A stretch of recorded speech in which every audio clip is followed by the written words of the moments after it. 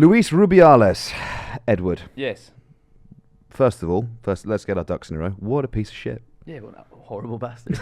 And what a weird mum he has.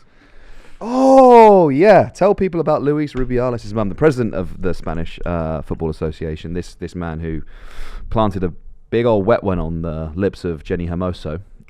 He's been suspended now, but his mum, she's not happy about it, is she, Edward? No, and she's Not taken happy at refuge all. in a church in Spain and is on hunger strike, which is an insane reaction. Like, what was she doing in protest before that? She went straight to hunger strike. Yeah. Do you reckon she'll starve herself? No, I don't think she really reckoned what hunger strike's going to do to her. Yeah, because I mean the investigation's probably going to take at least like a couple of weeks. Yeah, He's not going to resign either. He did the whole like, I'm not fucking leaving. I'm not fucking leaving. Did you watch the speech? Yes. Yeah, No. I've forgotten the Spanish, but he's like, no voy a remitar. Is that the word? Is that? I don't I can't. speak I don't know the Spanish. right word, but anyway, it was like weird. He's like, he tried to do the whole cancel culture thing. He was like, this is a social assassination. Oh. This is a social assassination. I'm the subject of a witch hunt. Yada yada yada, and then like starts shouting repeatedly, "I will not resign. I will not resign. I will not resign," and then they applaud him. Yep. Because people love bald men getting away with Sexual kissing assault. women. Yeah. That was without it. their consent. That was the thing, actually. The camera pans round at the applause, right? And the fucking creep head coach, Yeah. he's applauding. Yeah. Which is, for me, basic man management, basic woman management, you know. And I don't mean that in like a gender way. I mean in like the sporting sense. Like, you know, if one of your players thinks they've been sexually assaulted, don't applaud the abuser. No, you know? it's probably not good for team harmony. Yeah, I And- think the morale in the dressing room but has probably and suffered a and they're little all bit now because of that. refusing to play against Yeah. unless Rubiales Goes. goes. Yeah. The few women that were in the audience, they did not applaud him. No. Surprisingly. It's just sexual assault. And it was on television. It was live on television. That's the thing about like the argument of cancel culture is obviously bollocks, and he knows it's bollocks. The thing about cancel culture, I think when someone says, "Oh, they're trying to cancel me," it's for something a lot more like nebulous. It's about like, "Oh, I'm saying the wrong things about trans people," say. But I think like even if you're against cancel culture, you can agree that sexual assault is something that Sexually assaulting one of your colleagues Yeah. in the workplace. well, that is grounds for dismissal. with millions of people watching. Yeah. It is grounds for dismissal. Yeah, for sure. I mean, it is sexual assault. Mm-hmm. It is. It doesn't matter. I don't know. Fucking that you just won the World Cup. It's not an excuse. She doesn't consent. It's unwanted sexual contact. Like Yeah. that is what it is in the letter of the law. And I think that actually the political context of what's happening in Spain is also really relevant, right? You've got the rise of the far right in Spain, like pretty dramatic. I think they're polling about 25% now. Mhm. This is very much, and I'm not. And to be clear, you know, I'm not saying that like Rubiales is like, you know, some kind of like political candidate or anything like that. But the sort of the discourse and the conversation in Spain, you are like this is sort of like a fucking microcosm for that conflict between socially liberal, progressive, Yep.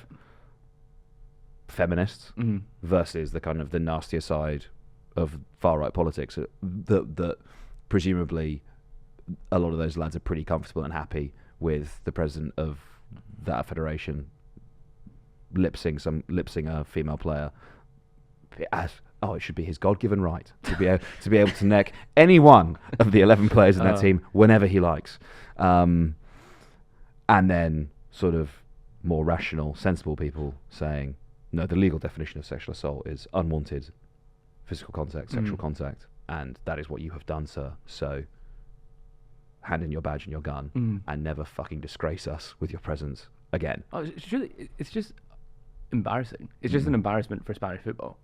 It's like Spanish women's team achieved the ultimate accomplishment in sport, and the whole thing's been overshadowed by his entitlement. That Marina Hyde column was prescient in ways that I think we didn't even expect, because she was talking about the Greenwood thing, right? Yeah. She was talking about how don't underestimate the ability of like Greenwood, but also the Manchester United executives and footballers more generally to detract attention, detract from the achievements of the women's team, to suck all the oxygen out of the debate and make it about his transgressions. Well, fucking Mr. Rubiales has blown Mason Greenwood out of the water. But actually, I think taking the two of them together is really important, right? Because you have the biggest club in the world, just fucking chronically getting that absolutely wrong. I mean, they in their statement when they said he was leaving, they repeated his claim that he'd been cleared of all charges, right? Which he hasn't. The prosecution collapsed. That's a very important distinction. And then you have possibly, no, certainly one of the most successful football federations in the world, the one in Spain, enormously successful. The national team, the domestic league, both of them, and these. So, in theory, at the height of the game, the most serious organisations involved in the game. Paradigms of virtue-setting example for all other football. Yeah, okay, fine. Yeah, they should be. But how about just being able to fucking recognise sexual assault and say, sorry, mate, you don't work for us anymore? Yeah. It's an HR issue more than anything. I'm not asking them to be like patron saints of fucking feminism and like footballing virtue. Yeah. I would just accept them being like the most basic minimum standard of like competent HR professionals. Good people. Yeah. Yeah. Just fucking decent people. Yeah. I don't know, but I think football's too far gone for that. Yeah. I don't think football is run by good people. I don't think football has the interests of good people at heart. Well, no, it's money, right? It's money. Of course it is. I think it's sad. I think it's pretty gutting for football fans that it's the football's so short-sighted and is so beholden to commercial interests that they can't just do the right thing, and it requires fan pressure groups. Well, think about in the case of United. United wanted to join the Super League 2 years ago, and it was fan pressure that stopped it. Yeah. And so it just shows that the custodians of football at like the highest level just aren't interested in preserving it for the good of the game. It'll be the commercial considerations around Greenwood as well that I think probably did for it, rather than any sort of sense of what's morally right or not. Yeah. Oh yeah. Because they completely. It's so hypocritical. If they planned to, the reporting suggests they planned to bring back Greenwood, and they only changed their mind. So they can't take any moral. They can't claim any moral superiority on the issue or any. It's so grubby. Yeah, I think that's actually one of the things that I do like most about the women's game, is that it is yet to be corrupted by the sort of influx of colossal amounts of money that has happened in the men's game. When we had like Viv Miedema on Unfiltered, right, talking to her, she was so frank and honest and open. You had no impression that she was moderating what she was saying because of concerns about, I don't know, collapsing a fucking deal with Nike or, some kind of front cover of a magazine shoot, whatever. No, it's just, this is what I think, so I'm going to tell you. And admittedly, I don't think all players are like that. I think she's admired because she is so frank.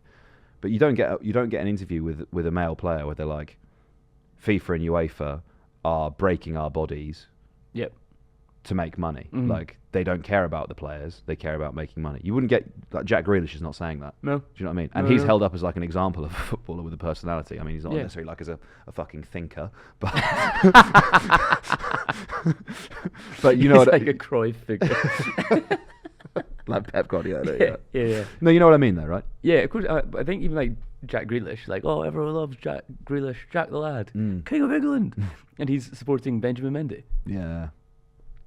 It's who's was it on Depay's Instagram post where they're on liked there commenting? That's another example of it, right? Yeah, and they're all like, "Yeah, so happy for you, bro. This is great." Cleared all the charges. It's just the most celebrating him being cleared of what, 6 or 7 rape charges, as if he's won like the League Cup or something. Yeah, so I'm so happy for you, bro. Like FaceTiming him. I think they have like a Pogba did that, didn't he? He posted that screenshot of the FaceTime. I think footballers have this sense of being like constantly persecuted, constantly under attack, and admittedly, some of the shit that the tabloids do to them is completely unfounded. Like, oh, look at the house Raheem Sterling bought for his mum, disgusting or whatever, so ostentatious, blah, blah, blah. Or getting criticised harshly for the way they play, sometimes being racially abused on the pitch by the fans, homophobic abuse, all of that. I understand why they feel like there's sort of a bit of a siege mentality, but that does not excuse sort of celebrating someone being cleared of a rape charge. No. Like, shouldn't even have to be. You shouldn't have to say that. Yeah, I know. Ugh. It's kind of boggles the mind, really, doesn't it? Actually, you're adults. Yeah. Like, I don't know.